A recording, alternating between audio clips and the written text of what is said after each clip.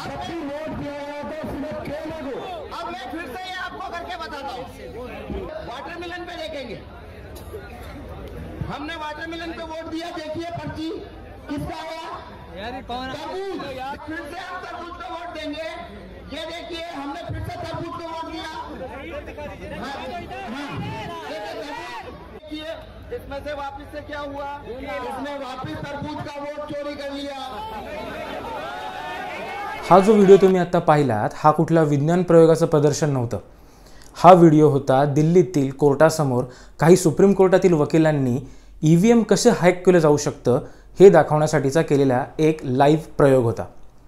या प्रयोगात त्यांनी इलेक्ट्रॉनिक वोटिंग मशीन म्हणजे ईव्हीएम, ज्याच्याद्वारे भारतातील आता सध्या सर्व निवडणुका होतात, हे मशीन कसं हॅक केलं जाऊ शकतं हे सांगितले। जमलेल्या एवढ्या जमावासमोर जेव्हा त्यांनी हा आपला प्रयोग सादर केला त्यानंतर त्यांनी आपला मोर्चा वळवला तो इलेक्शन कमिशनकडे, पण मध्येच त्यांना अटक झाली।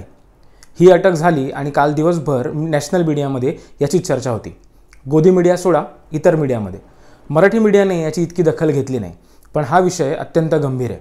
हा विषय गंभीर काय आहे, नक्की त्यांनी कशा पद्धतीने ईव्हीएम मशीन हॅक केलं जातं हे सांगितलं आणि त्यांच्या या दाव्यामध्ये नक्की तथ्य आहे की ऑपोजिशनने पुन्हा एकदा स्वतःच्या प्रभावाचं खापर ईव्हीएम मशीनवर फोडायला सुरुवात केली आहे हे आपण या व्हिडिओत पाहणार आहोत। त्यामुळे व्हिडिओ पूर्ण पहा। नमस्कार, मी साईराज पवार। भानू प्रताप सिंग आणि महमूद प्राचा ह्या दोन वकिलांनी त्यांच्या इतर साथीदारांसोबत एक मूव्हमेंट चालू केली आहे। संविधान बचाव आंदोलन असं ते त्याला म्हणतात। याच्या अंतर्गतच त्यांनी ईव्हीएम मशीनद्वारे इलेक्शनमध्ये कसा फ्रॉड केला जातो हे दाखवलं। आता हा फ्रॉड कसा केला जाऊ शकतो हे समजण्याआधी ईव्हीएम म्हणजे इलेक्ट्रॉनिक वोटिंग मशीनमध्ये नक्की काय कॉम्पोनंट असतात हे आपण समजून घेऊया। ईव्हीएमचे महत्त्वाचे 3 भाग आहेत। एक म्हणजे बॅलेट मशीन। बॅलेट मशीन म्हणजे जसं आपण ज्याच्यावर बटन दाबतो ते। दुसरं कंट्रोल युनिट। कंट्रोल युनिट म्हणजे तो जो निवडणूक अधिकारी बसलेला असतो तो आपल्याला सांगतो की थांबा, मग तो एक बटन दाबतो आणि मग सांगतो की हां आता तुम्ही मतदान करा, तर ते कंट्रोल युनिट। आणि तिसरं ते म्हणजे व्हीव्हीपॅट।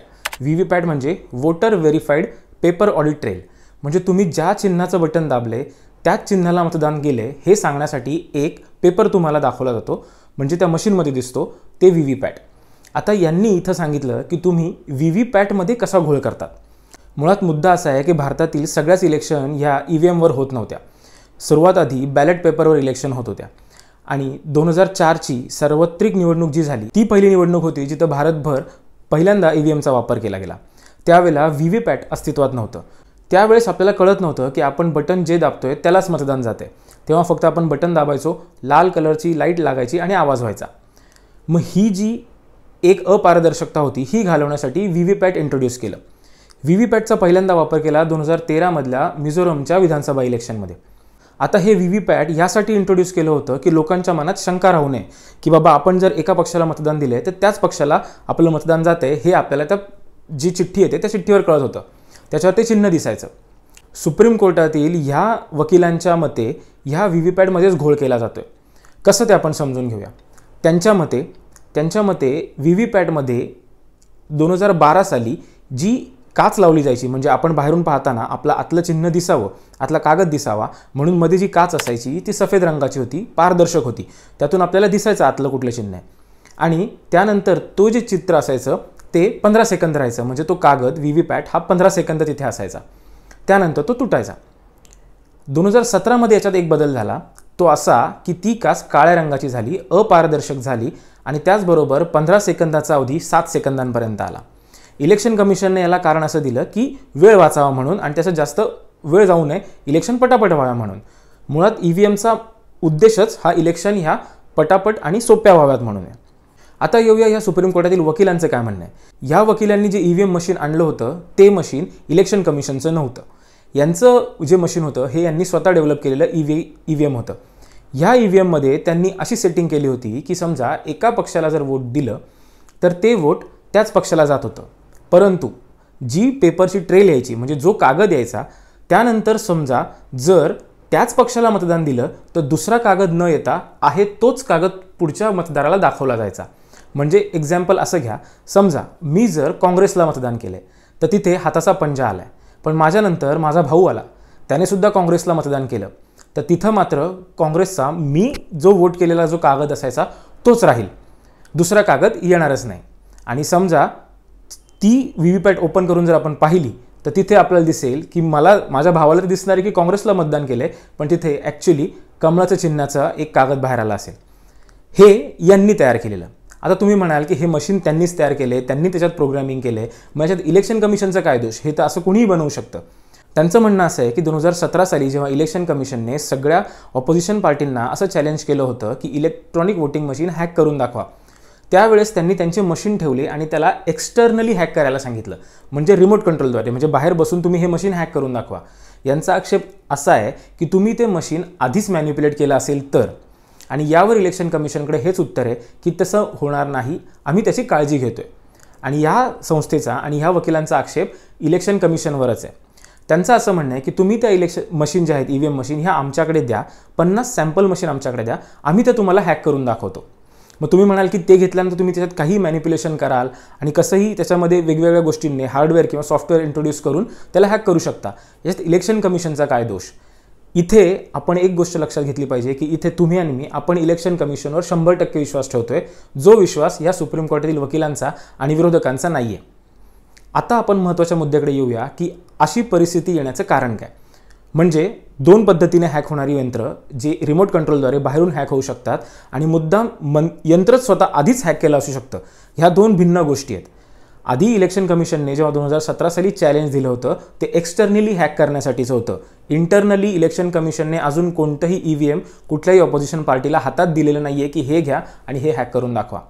त्यामुळे इलेक्शन कमिशनचे जे दावे आहेत हे खोटे आहेत असं ह्या वकिलांचं म्हणणं आहे. जेव्हा जेव्हा विरोधी पक्षांनी EVMवर आक्षेप घेतला आहे तेव्हा माझं हेच म्हणणं राहिलं आहे की विरोधकांची नाकर्तेपणा हे त्याचं खापर ते EVMवर फोडत आहेत.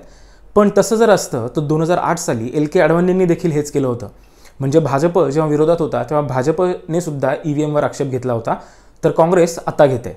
म्हणजे थोडक्यात भारतातील प्रत्येक पार्टीचा, प्रत्येक पक्षाचा कधी ना कधीतरी इलेक्ट्रॉनिक वोटिंग मशीनवर आक्षेप राहिलेला आहे. इतके दिवस त्यावर आक्षेप इतका दृढ नव्हता कारण ती सांभाळणारी संस्था म्हणजे इलेक्शन कमिशन ऑफ इंडिया ही त्या मानाने पारदर्शकरित्या काम करत होती. समजा काही आक्षेप आढळला तर आपण सुप्रीम कोर्टाची पायरी चढू शकत होतो, पण सध्याची परिस्थिती काय झाली ते पहा. सुरुवात करूया आपण इलेक्शन कमिशन ऑफ इंडियापासून. इलेक्शन कमिशन म्हणजे निवडणूक आयोग ही 324 अंतर्गत, कलम 324 अंतर्गत एक स्वायत्त संस्था आहे.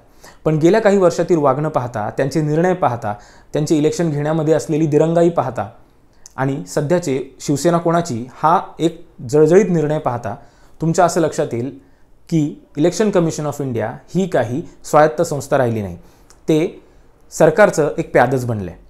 त्यामुळे इलेक्शन कमिशन ऑफ इंडिया नक्की काय मॅनिप्युलेशन करू शकतं याची गॅरंटी तुम्हा आम्हाला राहिलेली नाही आहे आणि तीच विरोधी पक्षालाही राहिलेली नाही आहे. लोकांचंही असंच काहीसं म्हणणं आहे. राहुल गांधी ने ऐसा बताया EVM पर शक तो हम जीते फिर भी है, ऐसा नहीं है हम जीते फिर भी शक है, तो शक तो है और बहुत सब लोग बोलते हैं, मैं खुद नहीं बोलता. पुढची गोष्ट म्हणजे केंद्र सरकारचा इलेक्शन कमिशन मध्ये असलेला हस्तक्षेप. याआधी कसं व्हायचं, इलेक्शन कमिशनर जे निवडले जायचे ते एका पॅनलकडनं निवडले जायचे ज्याच्यात 3 जण असायचे. त्यामध्ये पंतप्रधान, विरोधी पक्षाचे नेते आणि चीफ जस्टिस ऑफ इंडिया असायचे. आता सुप्रीम कोर्टाच्या ह्या चीफ जस्टिसना ह्या पॅनलमध्ये अधिकारच राहिला नाही आहे, किंबहुना त्यांना त्यातून काढून टाकले. केंद्र सरकारने एक जो नवीन कायदा आणला त्यानुसार इलेक्शन कमिशनची निवड करणारं जे पॅनल असेल, 3 जणांचं जे पॅनल असेल, या पॅनलमध्ये पंतप्रधान, एक मंत्री आणि तिसरं म्हणजे लीडर ऑफ ऑपोजिशन असतील. आता ह्या 3 जणांमध्ये फक्त एकच विरोधातील मत आहे आणि दोन्ही मतं ही सरकारचीच आहेत, सरकारचे पंतप्रधान आणि सरकारचा मंत्री. त्यामुळे मुळातच election commission of India, election commissioner यांच्या निवडीवरच प्रश्नचिन्ह आहे.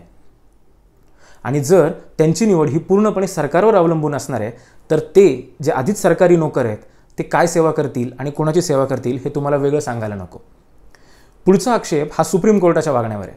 सुप्रीम कोर्टाने बऱ्याच वेळेला अशा गोष्टींमध्ये इतर स्वायत्त संस्थांमध्ये आम्ही हस्तक्षेप करणार नाही ह्या एका मोठ्या वाक्यावर अत्यंत अन्यायकारक निर्णय दिलेत.